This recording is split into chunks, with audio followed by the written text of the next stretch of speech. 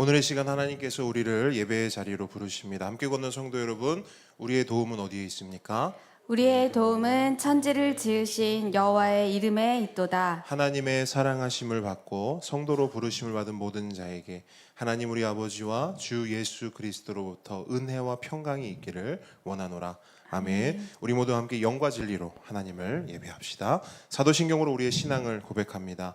전능하사 천지를 만드신 하나님 아버지를 내가 믿사오며 그 외아들 우리 주 예수 그리스도를 믿사오니 이는 성령으로 잉태하사 동정녀 마리아에게 나시고 본디오 빌라도에게 고난을 받으사 십자가에 못 박혀 죽으시고 장사한 지 사흘 만에 죽은 자 가운데서 다시 살아나시며 하늘에 오르사 전능하신 하나님 우편에 앉아 계시다가 저리로서 산자와 죽은 자를 심판하러 오시리라.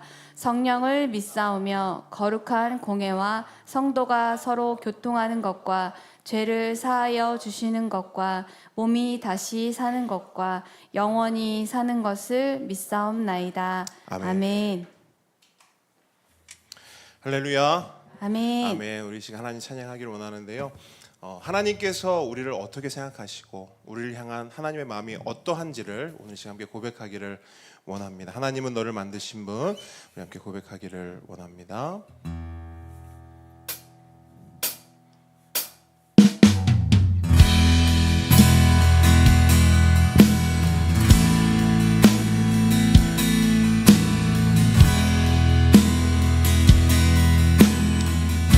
고백합니다. 하나님은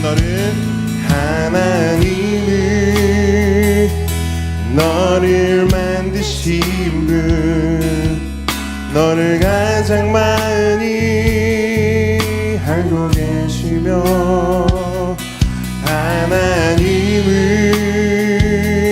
너를 만드신 분, 너를 가장 깊이 이해하신단다.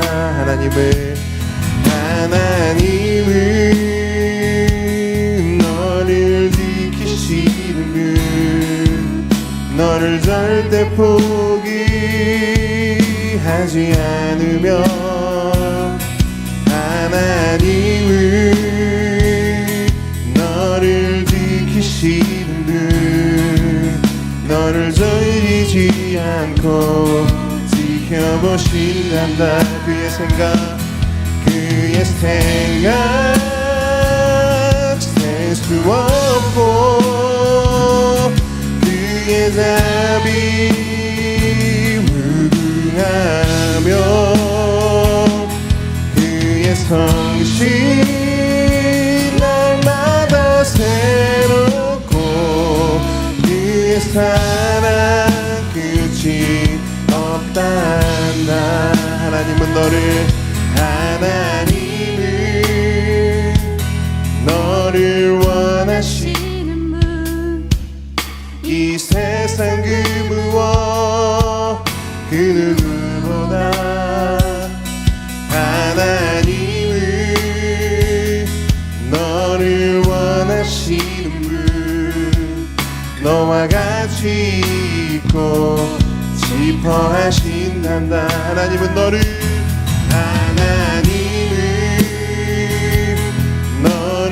인도하는 분, 광야에서도 폭풍 중에도 하나님은 너를 인도하는 분, 푸른 초장으로 인도하신단다. 그의 생각 셀 수 없고 그의 답이 무궁하며 아멘.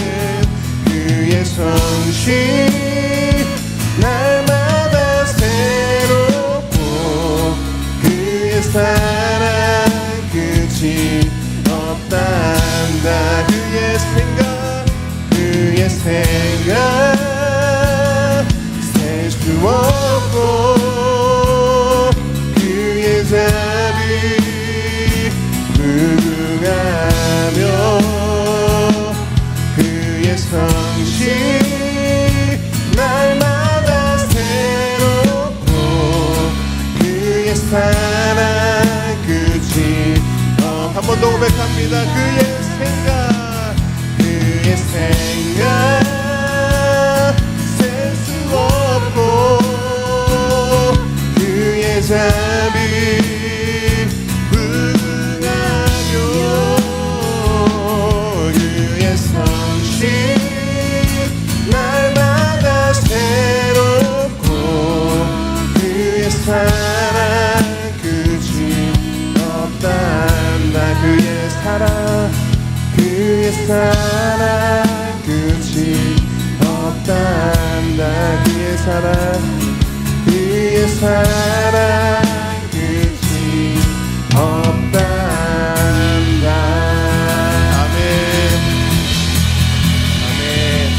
아멘. 여러분, 우리 하나님의 생각은 우리가 셀 수 없습니다. 그래서 우리 하나님인 줄 믿습니다. 아멘. 그래서 우리가 그분을 믿을 수 있고 그분을 의지할 수 있는 것 같아요. 그래서 우리는 그분을 믿을 뿐 아니라 의지할 뿐 아니라 그분을 찬양할 수밖에 없습니다. 왜냐하면 아멘. 우리가 광야에 있어도 주님은 우리의 찬양의 이유가 되시고 우리 삶 가운데 고난과 재난이 찾아와도 우리는 하나님을 찬양할 수밖에 없습니다. 왜냐하면 그 가운데서도 우리 하나님은 변함없이 우리와 함께 하시고 우리를 사랑하시기 때문입니다. 우리 그 주님을 우리 찬양하면서 나아가겠습니다.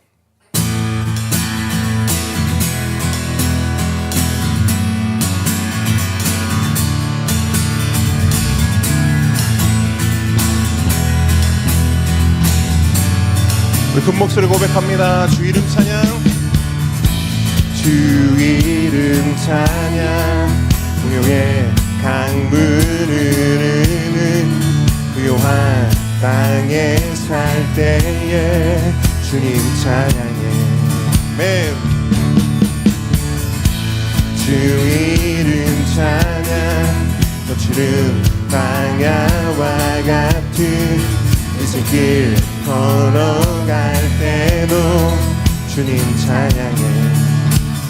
모든 축복 주신 주님 찬양하리.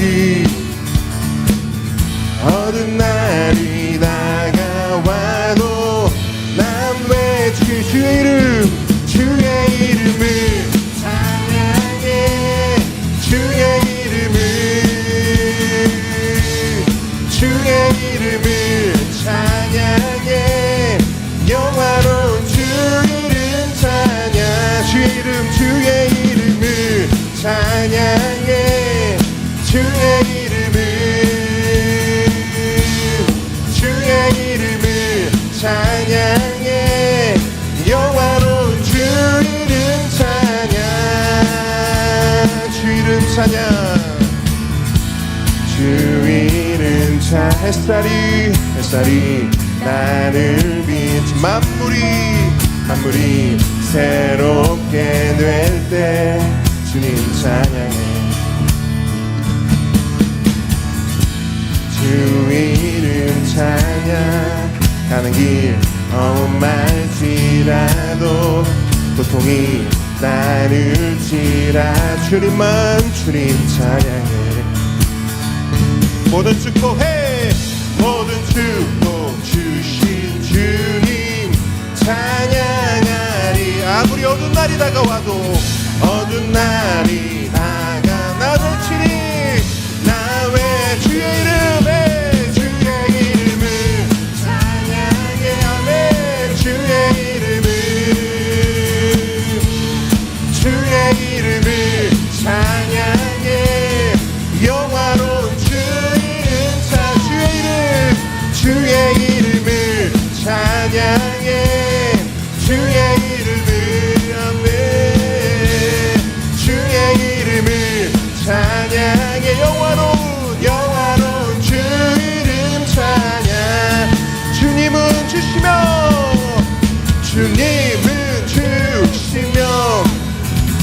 주님은 찾으시네. 내 맘에 하는 맘 주 찬양합니다. 주님은 주시며 주님은 주시며 주님은 찾으시네 내 맘에 하는 말 주 찬양합니다. 우리 목소리로만 주의 이름을 찬양해 주의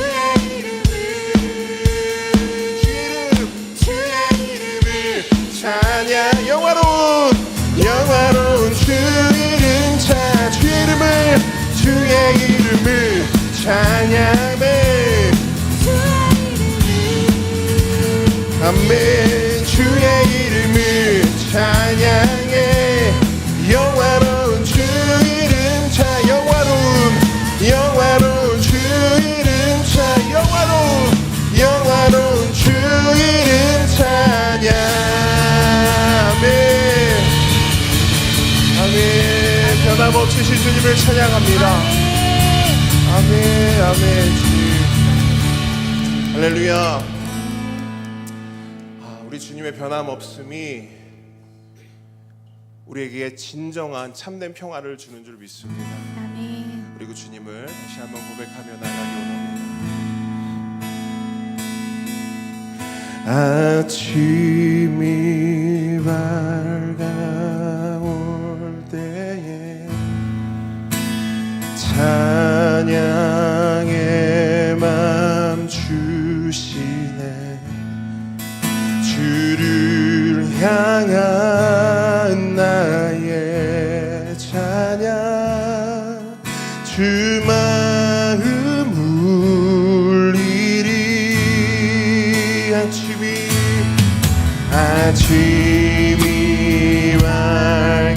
밝아올 때에 찬양의 맘 주시네 주를 향한 나의 찬양 주 마음 울리리 그 이름 강하고 견고해서 그 이름 나의 피난처 되시네 그 이름 구원의 능력 되시니 온 열방이 다 찬양하네 그 이름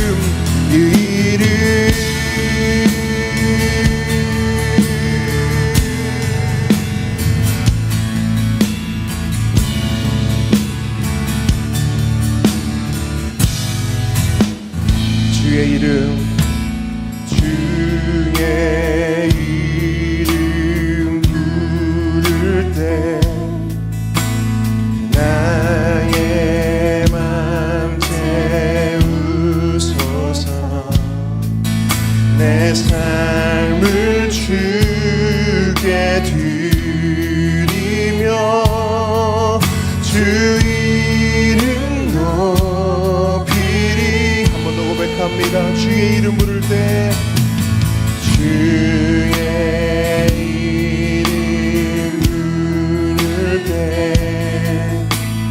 나의 맘 채우소서 내 삶을 주께 드리며 주 이름 높이리 그 이름 강하고 견고해서 그 이름 나의 피난처 되시네 그 이름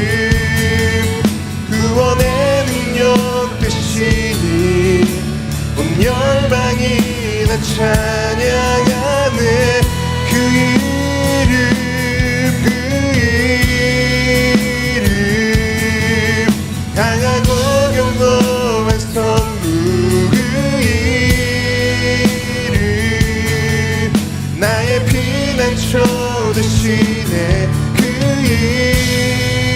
이름 구원의 능력 되시니 온 열방이 다 찬양하네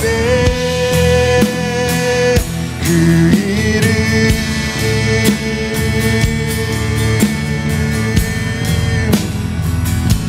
그 이름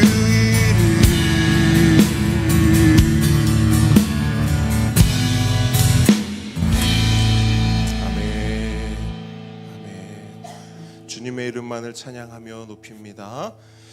이 시간 박현석 집사님께서 우리를 대표해 기도해 주시겠습니다.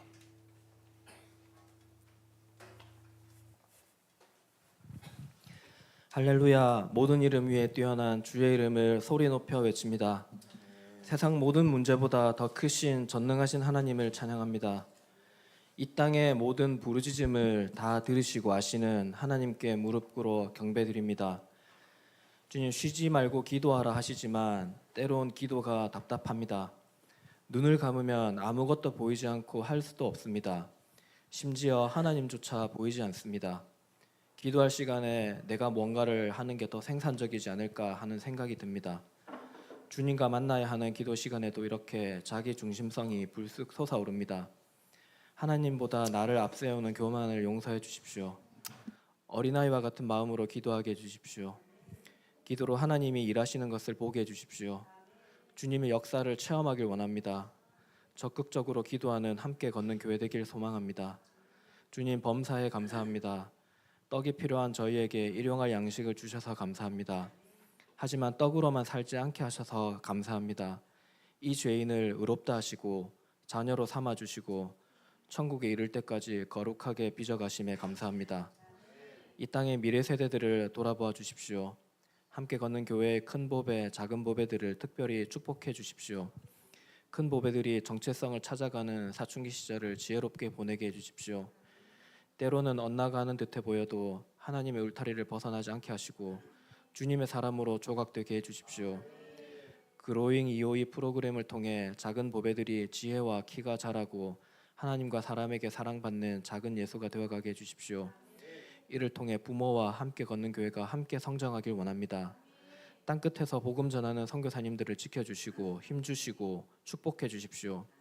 함께 걷는 교회도 같은 사명을 품고 마음 다해 중보하겠습니다.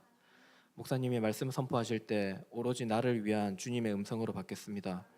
말씀 들은 대로 행하고 삶이 변하여 거룩으로 나아가게 해주십시오. 간구한 모든 것 우리를 구원하러 이 땅에 오신 예수 그리스도 이름으로 기도드립니다. 아멘.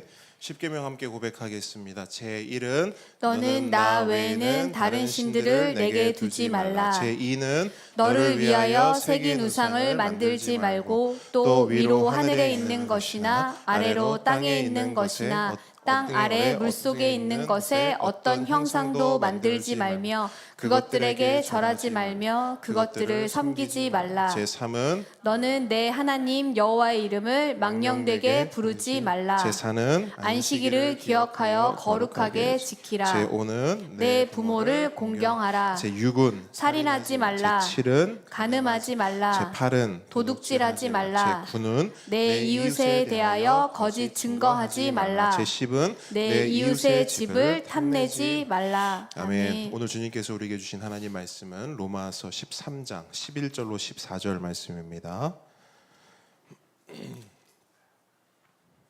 로마서 13장 11절로 14절 말씀.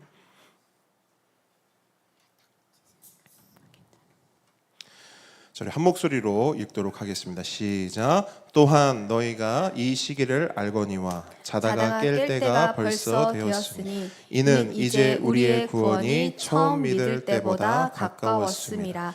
밤이 깊고 낮이 가까웠으니 그러므로 우리가 어둠의 일을 벗고 빛의 갑옷을 입자. 낮에와 같이 단정히 행하고 방탕하거나 술 취하지 말며 음란하거나 호색하지 말며 다투거나 시기하지 말고 오직 주 예수 그리스도로 옷 입고 정욕을 위하여 육신의 일을 도모하지 말라. 아멘. 아멘. 자, 겸손과 순종의 마음으로 오늘 이 말씀을 함께 받도록 하겠습니다. 여러분 저를 봐주십시오. 제가 전에 교회를 사역할 때 새벽 설교가 있는 날이었어요. 그래서 새벽 4시로 알람을 맞추고 잤습니다. 그래서 새벽이 됐고 소리가 나서 깼어요. 근데 알람이 아니라 전화벨인 거예요. 그 전화를 받았습니다. 다른 목사님이 이렇게 말하는 거예요. 목사님, 왜 안 오세요? 여러분도 소름이 돋습니까? 전 지금 귀가 쫓겨섰어요. 그게 생각이 나서. 시간을 딱 보니까 예배 시작 5분 전인 거예요. 대형 사고가 난 겁니다. 그때 제가 용원에 살았어요. 용원에서 교회까지 아무리 날아가도 15분이거든요. 근데 어쨌든 왜 안 오세요와 동시에 옷을 어떻게 입었는지도 모르겠어요. 그냥 거의 슈퍼맨처럼 변신하면서 출발을 했습니다. 거의 날아가다시피 교회 도착했어요. 사고가 안 난 게 오직 주의 은혜입니다. 요 길 있잖아요. 그냥 쏜 거예요. 어떻게 됐을까요? 그렇지, 목사님이고 하나님의 은혜가 있는데 하나님이 시간을 해도 뒤로 물러가게 하시는 분인데 그 시간을 못 밀어주시겠나. 그런 일은 일어나지 않았어요. 갔는데 이미 다른 목사님이 설교를 시작했어요. 그러니까 이제 보통 그때는 어떻게 되냐면요, 다른 목사님들이 이렇게 그냥 올라가셔서 그냥 그날 말씀 가지고 이렇게 나눔을 해요. 근데 정말 미안한 게 뭐냐면 목사님들이 정장을 입고 새벽 예배에 오시진 않을 거잖아요. 근데 하필이면 그날 그 목사님이 올라갔는데 추리님 아까 뭘 사실 그것까지 제가 그 배려 막 생각해 드릴 만큼 제가 여유롭지 않았어요. 왜냐면 마음이 이게 뭐 죄송하다라는 거는 표현이 안 되더라고요. 진짜 몸둘 바를 모르겠더라고요. 그게 제 인생 처음이자 마지막이었던 설교 펑크였거든요. 그때 깨달았어요. 뭘 깨달았냐? 알람이 너무 중요하구나. 알람이 너무 중요하구나. 알람이 없으면 이런 사단이 나는구나. 알람이 없어서 깨어나야 할 때 깨어나지 못하면 이런 대형 사고가 나는구나. 제가 이 일이 있은 후로부터는 그렇게 일어나야 할 일이 있잖아요. 그러면 알람을 2개를 맞췄어요. 제 거 맞추고 전도사님께도 시간을 이렇게 맞춰달라고. 왜냐하면 또 이런 일이 일어나면 안 되니까. 근데 여러분, 알람이 꼭 아침에 일어날 때만 필요한 걸까요? 그렇지 않아요. 우리의 신앙에 있어서, 우리의 영적 여정에 있어서 이 영적인 상태를 깨울 수 있는 영적인 알람은 너무나도 중요합니다. 만약에 영적인 울림이 없잖아요. 알람이 없잖아요. 그러면 우리의 영은 잠들어 있을 수밖에 없어요. 이불 속에 있을 수밖에 없다고요. 그런 의미에서 오늘 본문은 당시 로마 교회와 오늘날 우리에게 너무나 적실하게 따르릉 울리는 알람 소리와 같은 메시지입니다. 본문 11절 함께 읽습니다. 시작. 또한 너희가 이 시기를 알거니와 자다가 깰 때가 벌써 되었으니 이는 이제 우리의 구원이 처음 믿을 때보다 가까웠음이라. 아멘. 자, 바울은 말하고 있어요. 여러분, 기상 시간입니다. 지금은 잠잘 때가 아니라 깨어서 일어나야 합니다. 그러면서 깨어나야 할 이유를 말하고 있어요. 뭐죠? 이제 우리의 구원이 처음 믿었을 때보다 어떻게 됐대요? 가까웠대요. 여러분, 이게 무슨 말일까요? 구원이 처음 믿을 때보다 가까웠다. 뭘 말하는 걸까요? 이게 어떤 메시지를 우리에게 부여하고 있는 거죠? 예수님의 다시 오심, 예수님의 재림이 가까웠다는 거예요. 지금 이 순간에도 가까워지고 있죠. 지금 이 순간에도 가까워지고 있죠. 그때라는 거예요, 지금이. 그렇기 때문에 잠들어 있으면 안 되고 깨어 일어나야 한다는 겁니다. 여러분, 바울이 지금까지 공동체 사랑, 이웃 사랑, 원수 사랑, 나라 사랑 이런 내용들을 말했어요. 이걸 한마디로 하면 뭐냐면 새로운 삶이죠. 구원받은 자들이여 새로운 삶을 살라라고 말하면서 계속해서 이 사랑을 이야기했어요. 이건 뭐냐? 이전 것은 지나갔다는 거예요. 새 것이 됐다는 거예요. 그러니 이제 예수 믿고 구원받았으니 예수 믿는 사람답게 새로운 삶을 살라는 것입니다. 어떤 한 영역에서뿐만 아니라 삶의 전 영역에서 예수 믿는 자의 모습과 면모를 보이라는 거예요. 그런데 그렇게 새로운 삶을 이야기하던 바울이 갑자기 깨어나십시오라고 말한단 말이에요. 왜 깨어나라고 할까? 이유는 간단해요. 여러분, 새로운 삶은 그냥 사라지는 것이 아니기 때문이에요. 이불 속에 꼼지락거려서는 새로운 삶을 살 수 있다 없다? 없다는 거예요.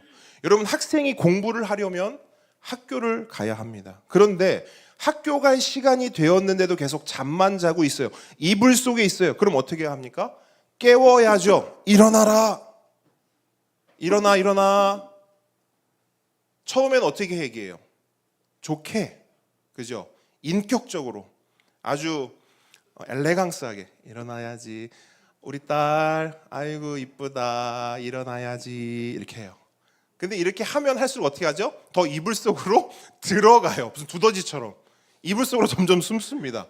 이제 그럼 어떻게 되죠? 목소리 톤이 바뀌어요. 이제 일어나야지요. 존댓말이 사라집니다. 일어나야지. 일어나. 이렇게 끝이 나는 스토리. 매일 아침마다. 네. 전도사님이 그럽니다. 예, 전도사님이 그럽니다. 예. 네. 저도 그러고 전도사님도 그럽니다. 예. 모든 집이 그럴 거라 믿어요. 어쨌든 학생이 공부를 하려면 이불 속에 있어서는 공부할 수 없어요.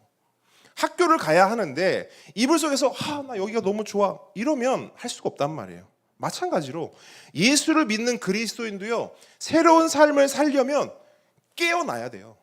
일어나야 돼요. 근데 처음 믿는 그날부터 오늘까지요, 많은 시간이 흘렀음에도 불구하고 여전히 잠에 빠져 있는 그리스도인들이 얼마나 많은지 모릅니다. 여러분, 우리가 언제 처음 믿었는지를 생각해 보세요. 그때부터 우리는 뭘 하고 있는가를 한번 떠올려 보세요. 여전히 잠에 빠져 있는가, 아니면 깨어나서 정말 하나님께서 우리에게 원하시는 그러한 삶을 향해 한 걸음 한 걸음 나아가고 있고 빚어지고 있는가 생각을 해봐야 된다는 거예요. 어떤 분이 그래요. 목사님, 왜 저는 늘 이 모양 이 꼴일까요? 왜 저의 믿음과 신앙은 5년 전이나 10년 전이나 그대로일까요? 왜 늘 쳇바퀴돌도 변화가 없고 늘 그 자리에 멈춰 있을까요? 여러분, 이유는 생각보다 간단해요. 왜 여전히 그 자리에 멈춰 있냐? 이불 속에 있기 때문에 그래요. 이불 속에 있기 때문에. 깨어나야 할 시간이 되었음에도 민기적 꼼지락 이불 밖은 위험해, 여기가 좋사오니 이러고 있기 때문에 그대로인 것입니다. 분명히 기억하십시오. 잠에서 깨지 않으면, 이불 속에서 나오지 않으면 우리는 절대 새로운 삶을 살 수 없습니다. 로마 교회가 그랬어요, 여러분. 로마 교회가 그랬다고요. 분명 복음이 전해졌어요. 예수를 믿겠다는 사람들이 쏟아져 나왔습니다. 하지만 예수를 믿겠다는 사람들은 있는데 예수님을 따르겠습니다, 예수님처럼 살겠습니다, 예수님 말씀에 순종하겠습니다 라고 하는 사람은 많지 않았어요. 다른 말로 학교 갈 거예요 라고 말은 하는데 몸은 계속 어디 있어요? 이불 속에 있어요. 학교 갈 거라고요. 일어나. 학교 갈 거라고요. 그러니까 일어나야지 학교를 가지. 예수님을 향해 입을 들인 사람은 많았어요. 근데 손과 발, 그리고 그 삶을 들인 사람은 많지 않았다는 거예요. 예수는 믿지만 예수와 전혀 상관없는 삶을 살아갔다는 것이죠. 그래서 13절을 보니까 바울이 이렇게 말씀하고 있어요. 그런 사람들에게 이렇게 말씀하고 있어요. 함께 한번 읽어볼까요? 13절 시작. 낮에와 같이 단정히 행하고 방탕하거나 술 취하지 말며 음란하거나 호색하지 말며 다투거나 시기하지 말고. 자, 바울이 이 이야기를 하는 거예요. 로마 교회 성도들에게. 먼저 뭘 말하고 있냐면 방탕하지 말고 술 취하지 말래요. 자, 이 말은요, 당시 로마 사회를 표현하는 말이라고 볼 수 있어요. 그러니까 방탕이라는 말은 원어 그대로 보면 폭식하는 잔치를 말해요. 그러니까 음식을 쌓아두고 계속 먹는 그런 잔치를 방탕이라고 말해요. 자, 술 취하면 뭘까요? 그냥 말 그대로 그냥 술을 뭐 홀짝홀짝 마시는 거 아니고요. 만취 상태를 말합니다. 그러니까 당시 로마 사람들, 당시 그 로마 사람들의 삶은 이러한 폭식과 만취, 이것으로 가득한 이 잔치로 그냥 표현할 수 있는 그런 삶이었다라는 거예요. 그래서 이런 말이 있어요. 이제 그때 당시에 문헌들을 이렇게 보게 되면 로마 사람들이 모이는 곳에는 늘 보미토리움이 있었다. 보미토리움 들어보셨어요? 보미토리움. 이 보미토리움이 뭐냐면 우리말로 하면 구토실이에요. 구토실. 뭐냐? 먹고 토하고 마시고 토하고. 근데 로마 사람들이 모이면 이 보미토리움이 늘 있어야 했다는 거예요. 뭐냐? 그냥 일상인 거예요. 그들의 삶인 거예요. 이 방탕과 술 취함이 그냥 그들의 일상이요, 문화요, 하루하루의 삶이었다라는 거예요. 문제입니까? 아닙니까? 문제죠. 근데 잘 보세요. 로마 사회, 로마 사람들은 그럴 수 있어요. 안 좋은 곳이지만 그럴 수 있다고요.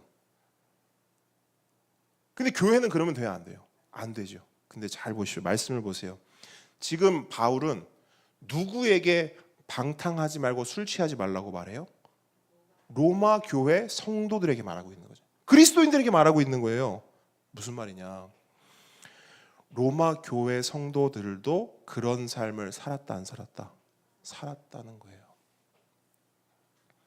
그러다 보니 로마 교회 성도들의 생각과 고민이요, 당시 예수를 믿지 않던 로마 사람들과 조금도 다르지 않았어요. 조금도 다르지 않았어요. 자, 질문해 볼게요.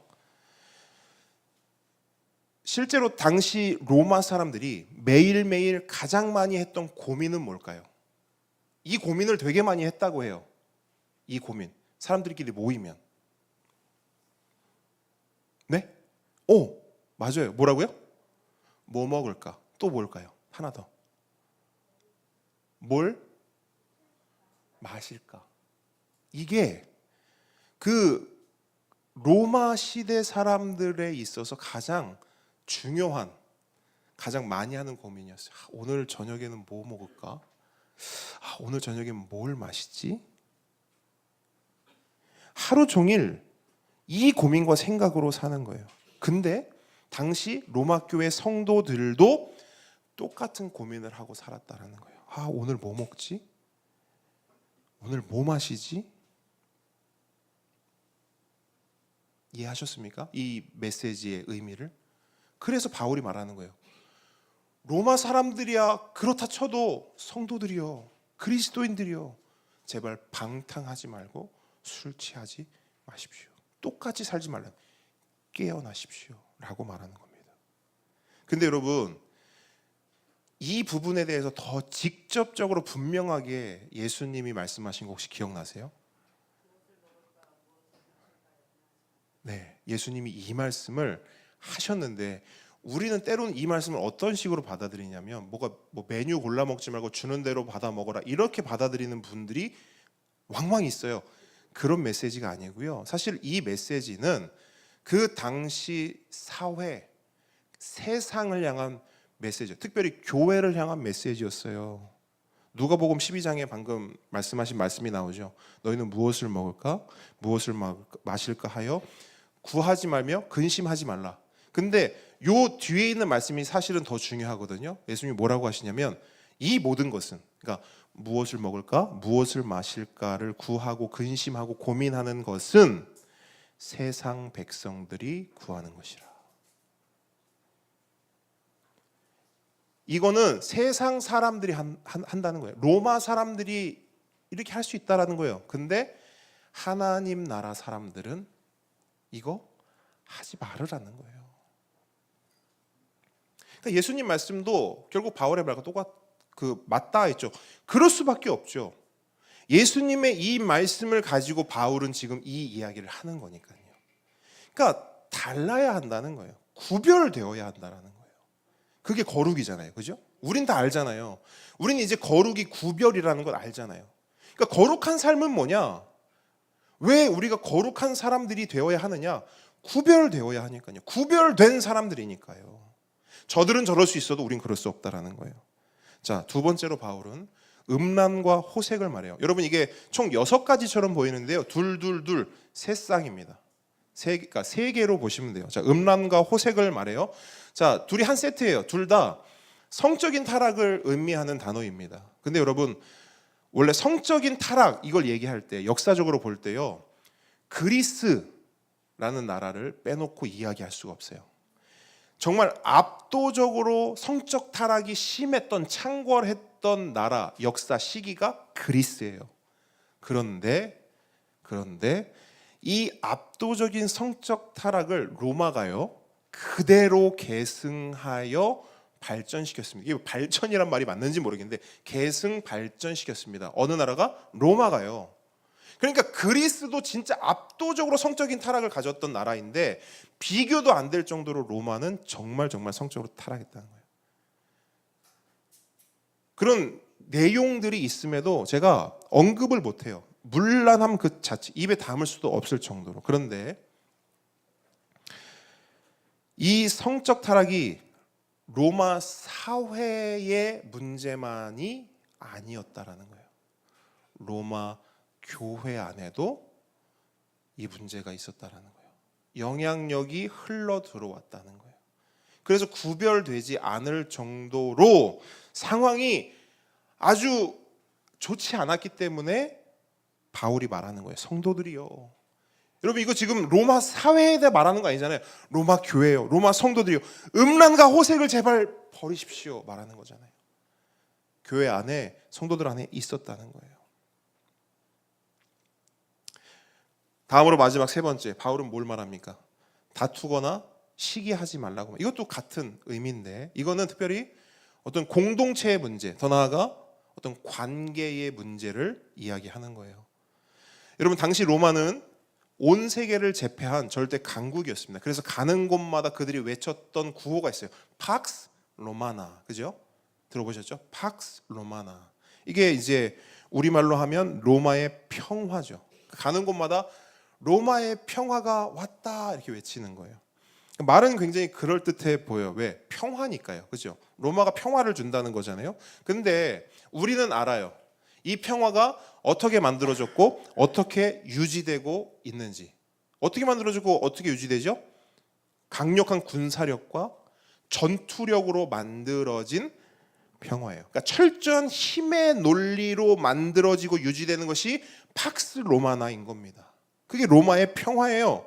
그렇기 때문에 당시 로마 사회와 로마 사람들이 가진 생각, 특별히 그들이 바라보는 어떤 공동체와 관계에 대한 어떤 원리와 방식은요 다른 게 없습니다. 철저한 힘의 논리였어요. 철저한 힘의 논리.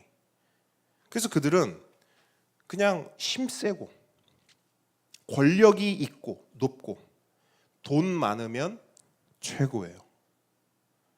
이게 로마 사회 가운데 있는 공동체와 관계에 대한 원리입니다. 힘세고 권력 있고 돈 많은 거. 그래서 로마 사회 안에 늘 일어나는 게 뭐냐면요.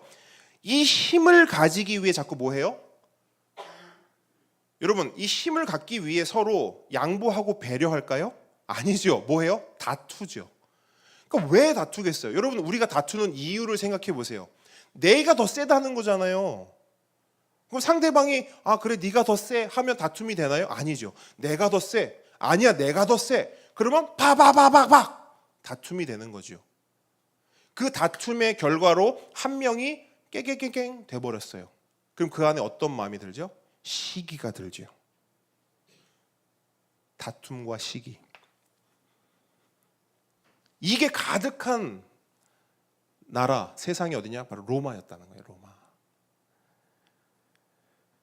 근데 로마는 그럴 수 있죠. 왜? 그게 로마 세상을 지배하고 있던 논리고 상식이니까요. 하지만 교회는 그래선 안 되는 거예요. 그런데 교회가 그랬다 안 그랬다? 그랬다. 세상 사람들이 하는 거 똑같이 교회 와서도 야 내가 더 세. 아니야 내가 더 세. 다투고. 또 그 누군가 좀 더 세고 누군가 좀 더 잘난 걸 보면 막 시기하고. 그런 모습들이 로마 사회에 있던 것들이 로마 교회 안에 그대로 있었다라는 거예요. 그래서 바울이 뭐라고 말합니까? 교회여 성도들이여 다투거나 시기하지 마십시오. 여러분 이처럼 로마 교회에는 정말 다양한 문제들이 있었습니다. 그리고 그 문제의 본질, 핵심이 뭐냐? 예수는 믿지만 예수와 전혀 상관없는 삶을 사는 거예요. 예수를 믿는 입은 있지만 예수를 믿는 삶이 없는 거예요. 교회를 다니는 사람은 많은데 정작 교회가 되어가는, 정작 교회인 사람은 없는 거예요.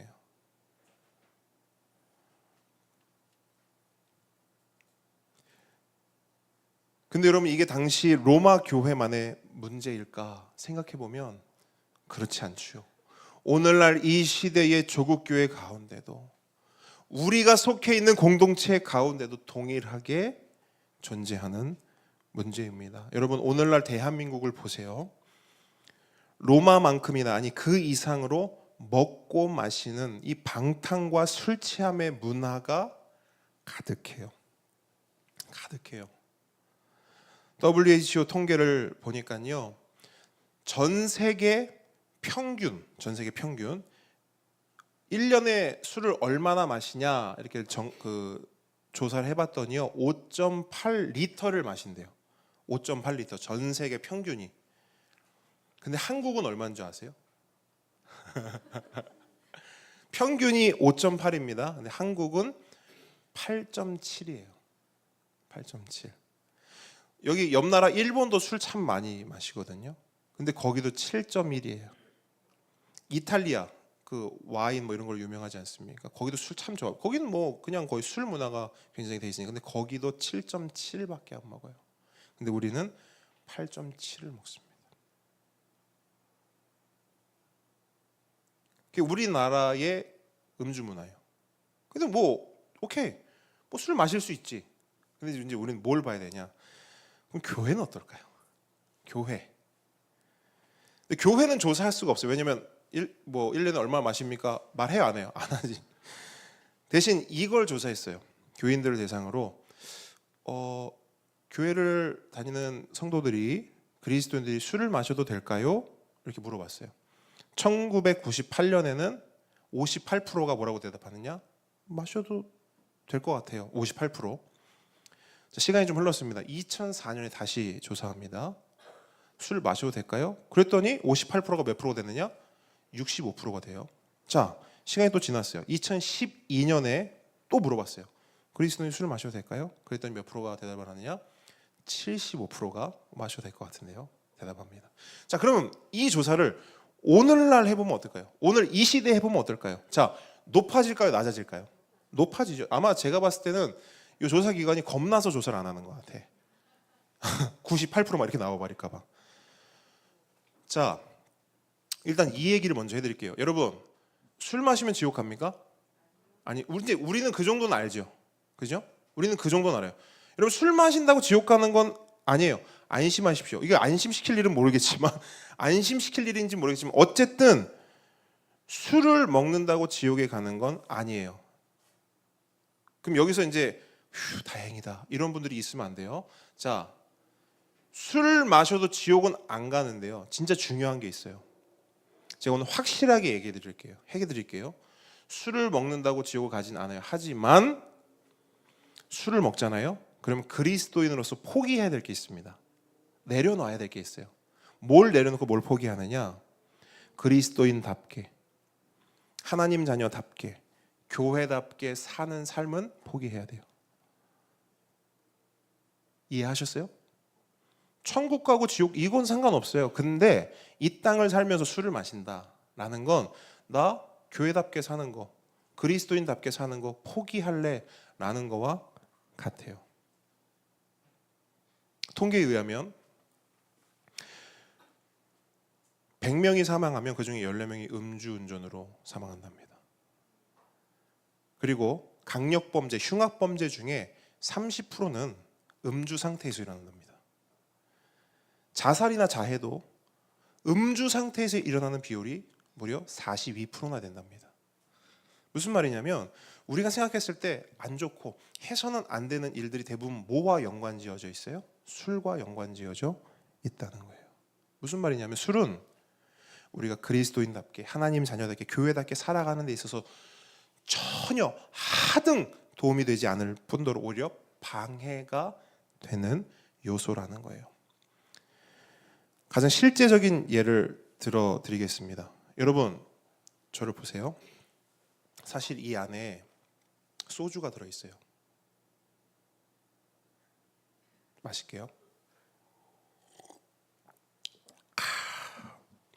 죽인다.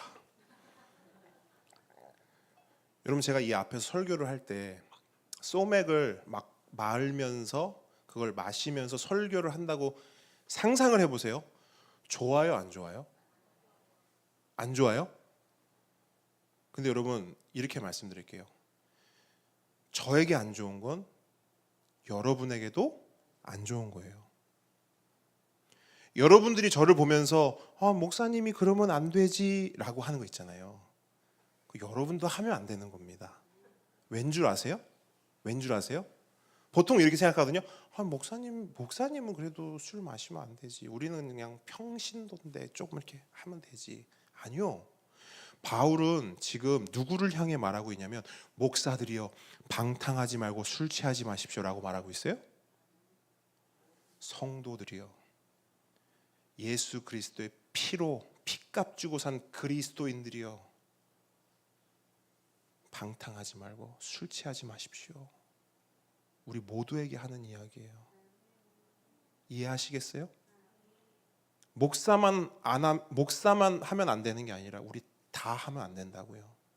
뭘 하기 위해서? 예수 믿는 사람답게 살기 위해서, 구별된 삶을 살기 위해서 방탕하면 안 되고요. 술 마시지 뭐 이렇게 말해요. 뭐 성경에 보니까 뭐 취하지 말라고 하는데 하세요. 뭐 그것까지 그러니까 그런 논리로 온다면 제가 어떻게 뭐 할 수가 도시락을 싸가지고 다니면서 말립니까? 하시라고요. 근데 포기하셔야 된다고요. 뭘 포기하라고? 그리스도인답게 교회답게 사는 삶은 포기하시라고요. 그냥 천국이나 가셔요. 그러면 그러니까 천국이 그렇게 뭐 그런 정도로 할 건 아니지만 어쨌든 이해는 하셨죠? 그래야 한다라는 거예요. 그래서 여러분 그러니까 술에 대한 부분, 이 부분은 여러분들이 딱 요렇게 딱 가지고 계시면 돼요. 술 먹는다고 지옥 가는 건 아니다. 하지만 술 먹으면 내가 포기해야 될 게 너무 큰 거예요. 그죠? 자, 두 번째 볼게요. 어떤 문제가 또 있는가? 음란과 호색, 그죠? 그러니까 성적 타락의 문제가 있다는 거예요. 오늘날 우리 이 시대의 교회들 가운데 제가 아는 한 교회는요. 서로 각자의 가정이 있는 남자 집사와 여자 집사가 서로 눈이 맞아서 외도를 했습니다. 그러다가 교회에서 들켰어요. 성도들이 다 알게 됐어요. 근데 정말 황당한 건 뭐냐? 그렇게 들켰는데도 둘 다 멀쩡히 교회를 다닙니다. 이렇게 예배 드려요. 같이 한 공간에서. 그 가정도 있고 이 가정도 있겠죠. 그 가정의 자녀들도 있고 이 가정의 자녀들도 있겠죠. 근데 다 같이 예배를 드려요. 역시 기독교는 사랑의 종교. 여러분 세상도 한 직장에서 외도를 하다 들키면 보통 어떻게 하죠? 둘 다 떠나든가 아니면 둘 중 하나는 떠나요. 그렇게 한다고요. 회사가요. 본인들이 떠나는 것도 있지만 그렇게 안 할 경우는 회사가 그렇게 조치를 해요. 근데 교회 안에서는 조치가 없어요. 그 어떤 치리도. 정말 사랑이 많은 건가? 여러분 그게 사랑일까요? 그건 사랑이 아니죠. 세상에서는 마음껏 성적으로 타락하고 뭐 방법이 있습니까? 모르는 걸요. 근데 우리는 알잖아요. 교회는 아는 사람들이잖아요. 그래서는 안 되는 것이지요. 근데 여러분, 성적 타락은 그냥 요 정도에서 끝나지 않습니다. 이 자체도 굉장히 위중하지만 지금 말하려는 것에 비하면 이거는 애교예요, 애교. 시대를 막론하고 성적 타락의 정점에는 뭐가 있느냐? 동성애가 있어요. 성 정체성의 혼란이 있습니다. 여러분, 오늘 한국 사회 가운데 동성애 문제와 더불어 젠더 이슈가 굉장히 큰 화두죠. 그죠? 그걸 실제로 몸으로 느끼시는 분들도 계실 것이고 모르는 분들도 있을 거예요. 아마 우리가 살고 있는 부산보다는 서울 쪽이 훨씬 더 이게 굉장히 클 거예요. 왜냐하면 제가 아는 목사님만 하더라도 교회 안에 그런 지체들이 실제로 있으니까요. 그러니까 실제적인 문제라는 거예요. 근데 저는 지금도 이 정도인데 앞으로는 어떻게 될까?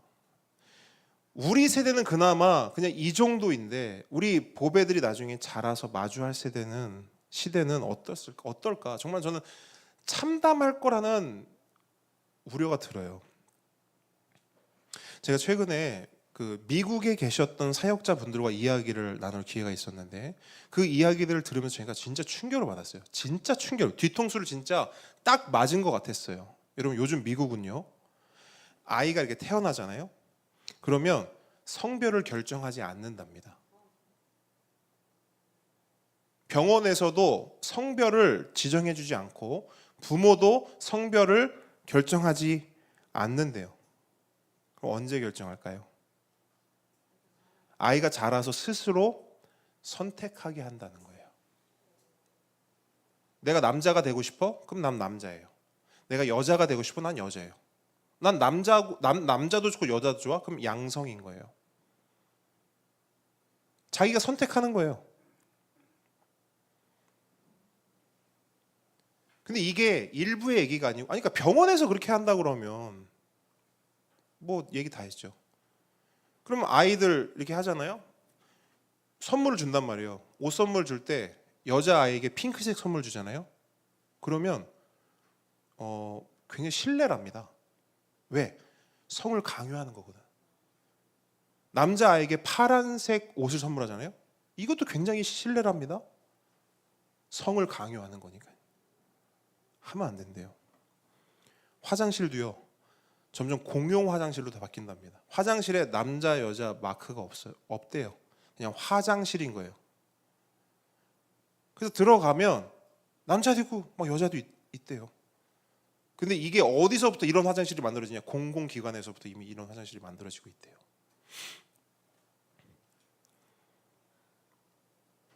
그러니까 동시대에 일어나고 있는 겁니다. 근데 더 중요한 거, 이러한 젠더 의식이 우리나라에 이미 들어왔고요. 더 급속도로 들어올 거라는 사실이에요. 왜냐하면 미국에서 자라고 미국에서 공부한 그 2세, 3세들이 거기서 이제 학교를 졸업하고 하면 우리나라에서 굉장히 알아주는 학교 아닙니까? 뭐 하버드, 뭐 MIT 뭐 이런 데지 않습니까? 거기서 공부하고 우리나라 뭐 삼성, 막 대기업 있잖아요. 대기업들로 들어오는 거예요. 그럼 거기 마케팅 팀, 거기에 무슨 팀, 거기에 무슨 팀 들어와서 광고를 하나 만들어도 이러한 관점으로 광고를 만드는 거예요. 이해하셨습니까? 우리가 그런 거 되게 막 공부 잘하고 막 성공하고 잘난 사람들 좋아하잖아요. 그러니까 그렇게 성공하고 똑똑하고 잘난 사람들이 들어와서 이런 것들을 우리 아이들에게 가르치고 전파하고 알려준다라는 거예요. 아니 목사님, 하버드가 얼마나 좋은 학교인데. 우리는 그러니까 그만큼 모르는 거예요. 뭐가 진짜 좋은 건지, 뭐가 진짜 성공한 것인지, 뭐가 진짜 참된 진리고 가치인지를 우리가 혼돈하고 있는 겁니다. 근데 이런 일들이 이미 우리나라에 시작된 게 뭐냐?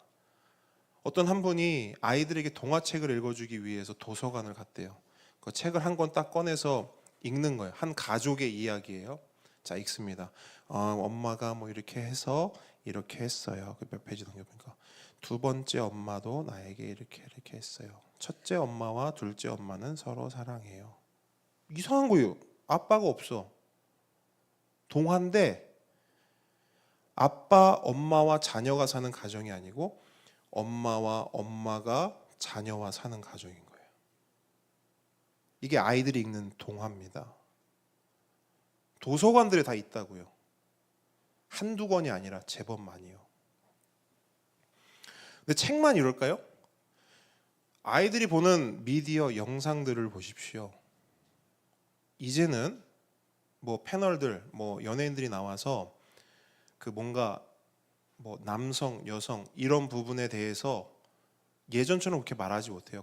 약간 이런 거예요. 약간 쿨하고 멋진 게 뭐냐면 동성애를 지지하는 거.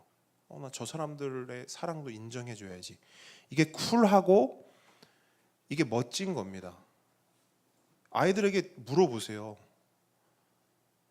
깜짝 놀랄 수도 있어요. 왜냐면 걔네들은 늘 듣는 이야기가 그런 거니까. 그런 거니까. 그래서 사실 어떤 면에서는 가장 큰 문제가 뭐냐, 이미 우리가 이런 것에 대한 별다른 인식이나 우려가 없다라는 거예요. 왜? 이런 부분에서 우리가 잠들어 있어요. 이불 속에 있어요. 깨어나야 하는데 그냥 이불 속에 있어요. 그러니까 부모조차도 뭐가 맞고 그른지를 모르기 때문에, 기준이 없기 때문에 그냥 세상이 가는 대로 그대로 따라가고, 세상이 하는 대로 그대로 가고, 학교가 하라는 대로 그대로 하고, 미디어가 하라는 대로 그대로 그냥 무지성, 무비판으로 가는 거예요. 우리는 약간 이런 인식이 있잖아요. 학교에서 우리 아이들에게 뭐 나쁜 거 가르치겠어? 어떻게 압니까? 여러분, 학교가 뭔데요? 그 학교 선생님이 뭔데요? 그 선생님의 삶을 보셨습니까? 그 선생님이 어떤 문화와 어떤 배경 안에서 자랐는지 아세요? 깨어나야 한다는 거예요. 여러분, 신앙이 없는 부모, 신앙이 없는 사람은 그렇다 쳐요. 하지만 신앙이 있는 사람, 예수님을 믿는 부모는 절대 그래선 안 되는 것이죠. 그래서 여러분, 바울의 이 말씀을 오늘 우리 공동체 가운데 선포합니다. 낮에와 같이 단정히 해가고 음란하거나 호색하지 마십시오. 깨어나십시오. 자, 마지막으로 또 어떤 문제가 있는가? 다툼의 시기 문제예요. 아까 팍스 로마나를 이야기하면서 당시 로마는 철저한 힘의 논리로 돌아가는 사회라고 말씀드렸습니다. 그럼 오늘날은 어떨까요, 여러분? 오늘은 이 팍스 로마나를 외치던 이 힘의 논리가 지금은 사라졌을까요? 아니죠. 지금은 어떤 면에서 훨씬 더 강화되었어요. 그러니까 예나 지금이나 힘세고 권력 있고 돈 많은 게 최고인 세상입니다. 조금도 변하지 않았어요. 여러분, 이걸 진짜 잘 생각하셔야 돼요. 조금도 변하지 않았어요. 모양과 형태만 달라졌을 뿐이죠. 자, 요즘 우리 아이들의 꿈이 뭘까요? 제가 한마디로 말씀드릴게요. 요즘 우리 아이들의 꿈은요, 어떤 뭐 직업 이런 거 말고요, 그 모든 직업, 그 모든 바라는 것을 다 파고 들어가면 딱 하나 남아요. 돈입니다. 요즘 우리 아이들의 꿈은 돈이에요. 그럼 어른들에게 물어볼게요. 어른들의 꿈은 뭡니까? 돈이에요. 미국의 퓨 리서치 센터라는 설문기관이 있어요. 이 기관에서 당신의 인생에서 무엇을 가장 중요한 가치로 여깁니까? 라고 물어봤습니다. 전 세계 17개국 19,000명에게 물어봤어요. 근데 그 결과가 굉장히 충격적이에요. 지금 전도사님이 없죠, 뒤에. 네. 굉장히 충격적이에요. 제가 말로 설명해 드릴게요. 원래 화면을 보여드리려고 했는데 17개국이요. 17개국이 가장 중요한 가치가 무엇이냐라고 했을 때 그 중에 14나라가 가족 이렇게 말했어요. 가족. 14나라가. 근데 3나라는 가족이 아닌 다른 것들을 말했단 말이에요. 그 중에 스페인은 뭐를 제일 1위로 꼽았냐? 건강이 최고지 이렇게 말했어요. 대만은 뭘 꼽았냐? 소사이어티, 사회를 꼽았어요. 근데 우리나라는 뭘 뽑았냐? 되게 거창해요. Material well-being. 이걸 1순위로 꼽았어요. Material well-being. 이게 뭐냐? 물질적 안녕이거든요. 그럴듯해 보이죠? 아니요. 뭐냐? 돈이에요. 17개국 중에서 유일해요. 돈을 최고의 가치로 꼽은 나라는요. 왜 아이들의 꿈이 돈이 되었을까? 본 거죠. 뭘 봤죠? 어른들의 삶을. 부모의 삶을 본 거예요. 아, 엄마 아빠를 보니까 돈이 최고네. 들은 겁니다. 어른들의 말, 부모의 말을. 아, 들어보니까 돈이 최고네. 아이들은 그대로 보고 들은 거예요. 부모가 보여준, 부모가 들려준 그걸 그대로 보고, 아, 내 꿈은 돈이야.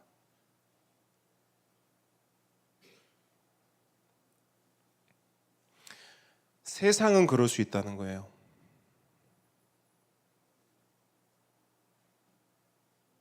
왜냐하면 세상은 그거라도 있어야, 돈이라도 있어야 그나마 사람 사는 것처럼 살 수 있으니까요.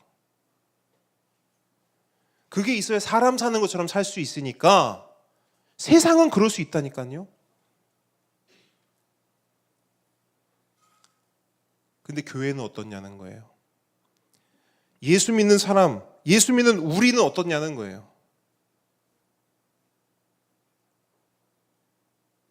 우리는 어떤 꿈을 가지고 있고 어떤 꿈을 우리 보배들에게, 우리 아이들에게 보여주고 들려주고 있습니까?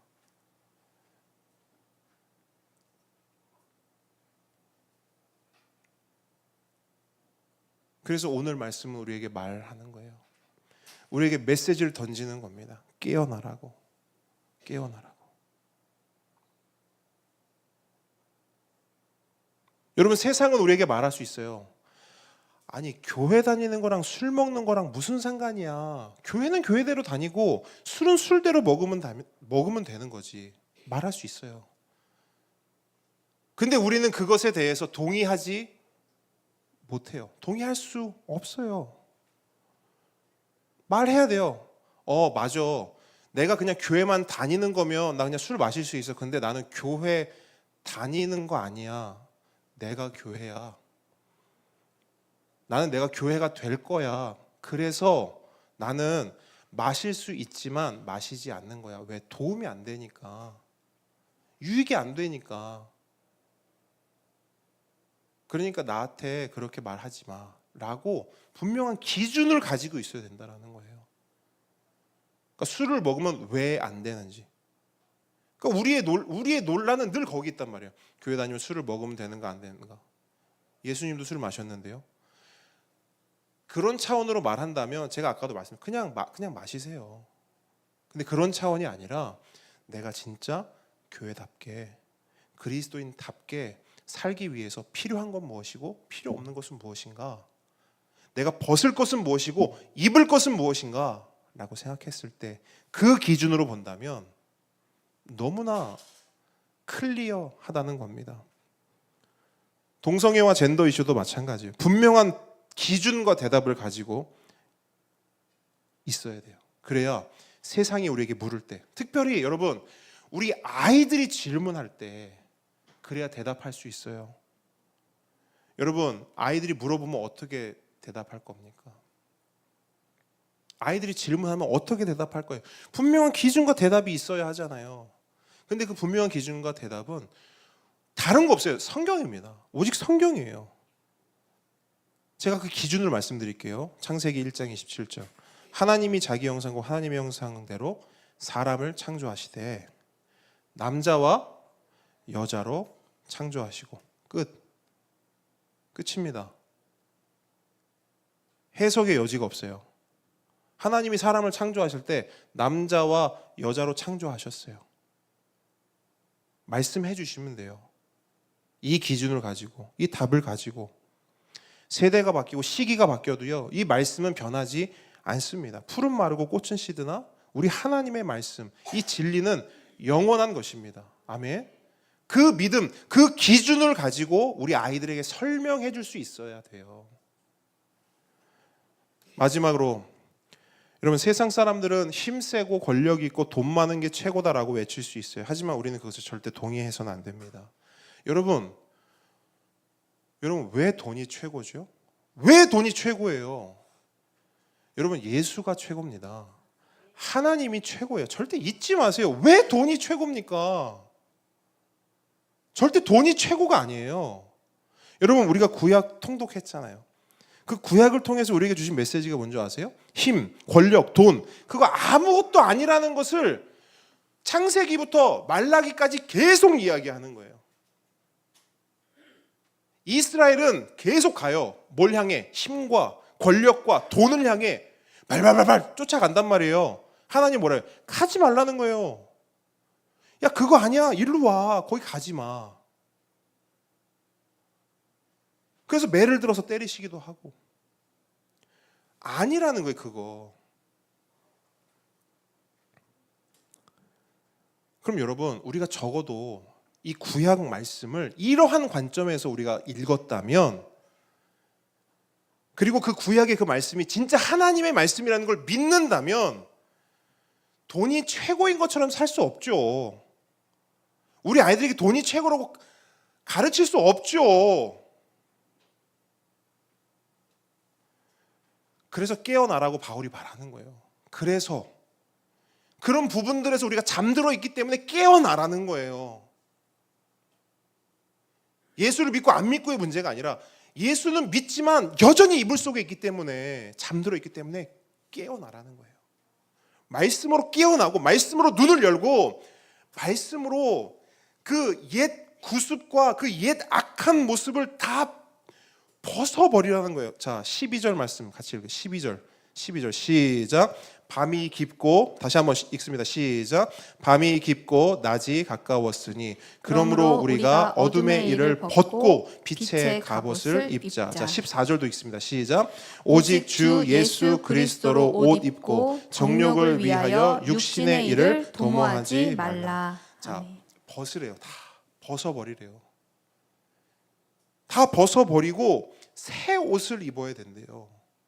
새 옷. 세상 사람들이 입는 거, 뭐 어떻게 하는 거 상관하지 말고 우리는 다 벗어야 된대요, 그거를. 그리고 새로 입어야 된대요. 그래서 세상 사람처럼 살지 말고 예수 사람답게 살아야 한다는 거예요. 따라합니다. 세상 사람처럼 살지 말고 예수 사람답게 살자. 그게 오늘 말씀의 핵심입니다. 처럼을 넘어서서 답게로 나아가야 돼요. 세상처럼이 아니라 교회답게 살아가는 저 여러분들의 주님으로 축복합니다. 아멘. 근데 여러분, 왜 그래야 하는가? 우리 예수님이요 오고 계시기 때문에. 여러분, 절대 그거 잊지 마세요. 우리가 그냥 정신없이 살다 보면요, 정신없이 신앙생활 하다 보면요, 예수님이 오고 계시다는 사실을 우리가 잊어버려요. 근데 예수님 오세요. 맞습니까? 예수님 오는 거 맞죠? 오고 계신다니까요. 이미 오고 계세요. 그래서 우리는 더 깨어서 단정한 옷을 입고 깨끗한 옷을 입고 신랑 되신 예수님을 맞아야 되는 겁니다. 깨어납시다. 깨어납시다. 함께 찬양하겠습니다.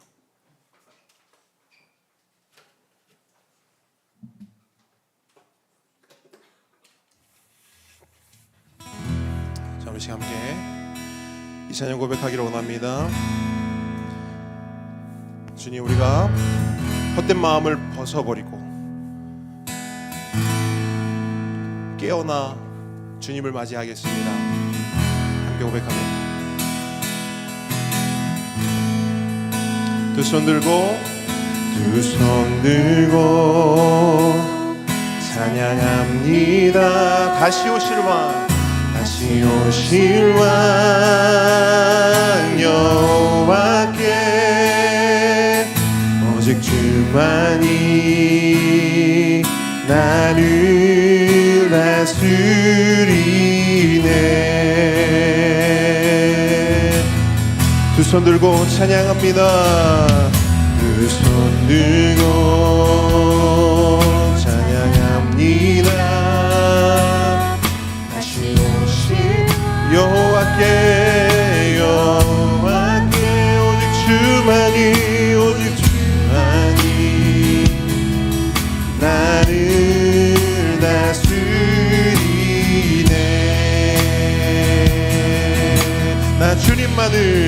나 주님만을 섬기리. 헛된 마음 버리고 성령이여 내 영혼 충만하게 하소서. 나 주님만을 섬기리.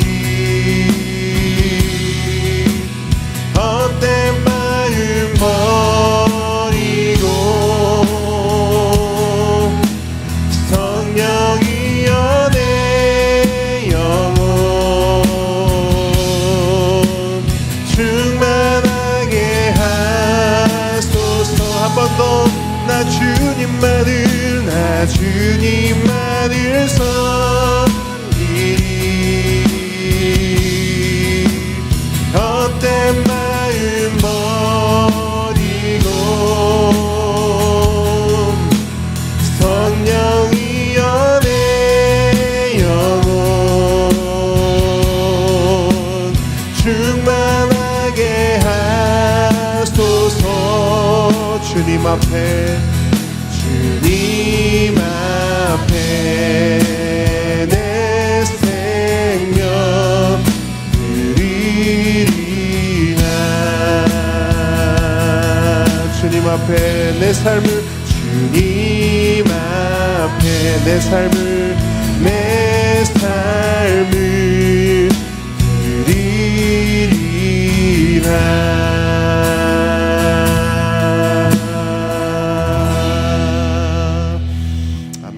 함께 기도하기 원합니다. 받은 말씀 가지고 이렇게 기도했으면 좋겠어요. 하나님, 내 삶의 구석구석 영역에 잠들어 있는 부분이 너무나 많습니다. 여전히 이불 속에 있는 나의 삶의 영역들이 있습니다. 깨어날 수 있도록 보여주시고 알려주시고 불러주셔서 그 이불을 박차고 일어날 수 있는 우리 모두가 되게 해주십시오. 우리 시간 함께 주여 한번 간절히 부르짖고 기도하며 나아가겠습니다. 주여, 아버지 하나님,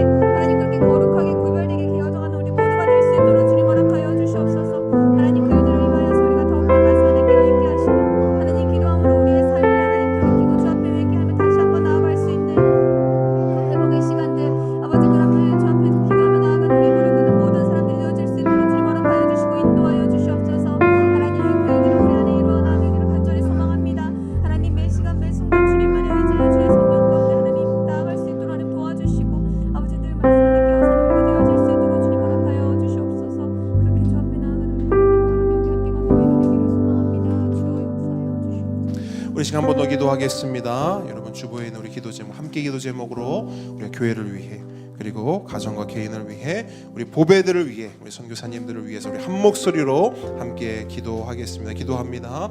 아버지 하나님, 교회를 위해 감사합니다. 이 시간 우리 가운데 허락하신 기도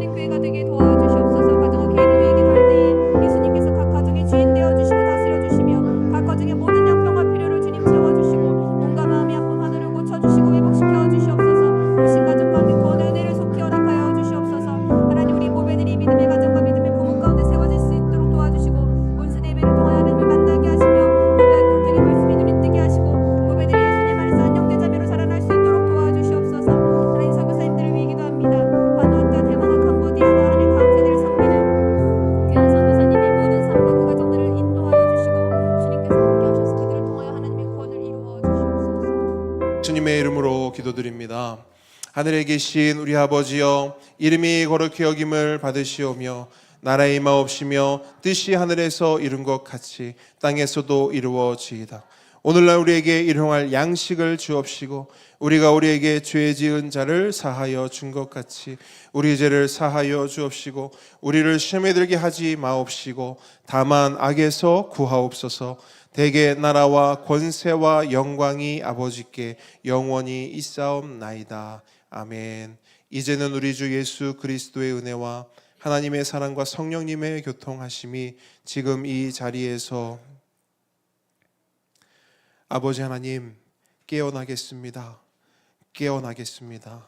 깨어나겠습니다. 라고 고백, 결단하는, 그리고 정말 그 깨어남으로 교회답게, 하나님의 자녀답게, 그리스도인답게 살기를 원하는 모든 주의 자녀 머리 위에 앞으로 다가올 그 모든 어두움 가운데 지켜주실, 하나님께서 지켜주실 그 보배들의 삶 위에 지금부터 영원까지 함께 있을지어다.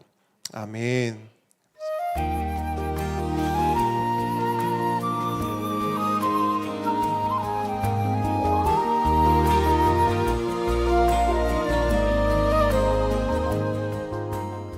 함께 오는 교회 오신 모든 분들 축복하고 환영합니다. 우리 앞뒤 좌우분들 사랑합니다, 축복합니다 인사하겠습니다. 사랑합니다, 축복합니다.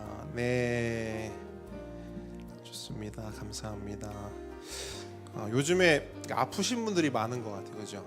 안 아팠으면 좋겠습니다. 네, 안 아팠으면 좋겠고 아프신 분들 빨리 회복하시면 좋겠습니다. 기도하겠습니다. 네. 광고 몇 가지 드릴게요. 자, 이제 올 한 해가 벌써 다 갔어요, 그죠? 23년 한 해가 다 가고 24년이 다가오는데 24년 이제 예결산을 위한 1차 모임이 있습니다. 여기 보시면 다음 주가 생략이 됐어요. 그래서 그러니까 예배 후, 오늘 예배 후가 아니고 다음 주 예배 후 사역위원회로 모입니다. 우리 재정 담당하신 집사님들과 우리 1차로 예결산 모임 갖도록 하겠습니다. 그리고 여러분, 우리 2024년 달력이 나왔어요. 그래서 오늘 집에 가실 때 달력을 꼭 챙겨 가십시오. 그래서 수량이 딱 맞게 한 게 아니에요. 그래서 여유가 있으니까 혹시 주변에 나눠 주시고 싶다, 뭐 나는 집에도 하나 두고 싶고 그 다음에 직장에도 하나 두고 싶다 하신 분들은 전도사님께 말씀하셔서 챙겨 가셔도 좋을 것 같습니다. 네, 다음 주 대표기도는 강미분 집사님 섬겨주시고, 오늘은 여러분 이미 뭐 예배 전에 중에 냄새로 모든 걸 다 파악을 하셨겠지만, 여러분 오늘 정말 맛있는 우리 김장, 그 다음에 우리 맛있는 고기 또 삶아서 같이 먹을 겁니다. 어제 이제 준비하면서 너무너무 사실 감사했어요. 함께 하시는 분들 다 감사를 고백해 주셨는데 정말 모든 것이 하나님의 은혜인 것 같습니다. 우리 하나님께 감사와 영광의 박수 올려드리겠습니다. 네, 여러분 함께 걷는 교회가 김장을 합니다. 여러분, 목사님 이렇게 감격하시나 하겠지만 진짜 감격스러워요. 저는 너무 막 가는 데마다 막 자랑합니다. 목사님 만나면 우리 김장합니다. 그러면 뭐 어쩌라고 막 약간 이런 거, 김장해요, 두고 봐 막 이런. 네, 하여튼 너무너무 감사하고 우리 보배들이 이제 나와서 우리의 고백하고 그 다음에 우리 맛있게 식사하도록 하겠습니다. 나는 교회입니다. 나는 교회입니다. 우리가 교회입니다. 우리가 교회입니다. 예수 잘 믿는 교회가 되겠습니다. 예수 잘 믿는 교회가 되겠습니다. 예수 잘 전하는 교회가 되겠습니다. 예수 잘 전하는 교회가. 다시 한번 하나님께 감사와 영광의 박수 올려드립니다. 정말 그런 교회 됐으면 좋겠습니다. 자, 우리 식탁 교제로 나아가겠습니다.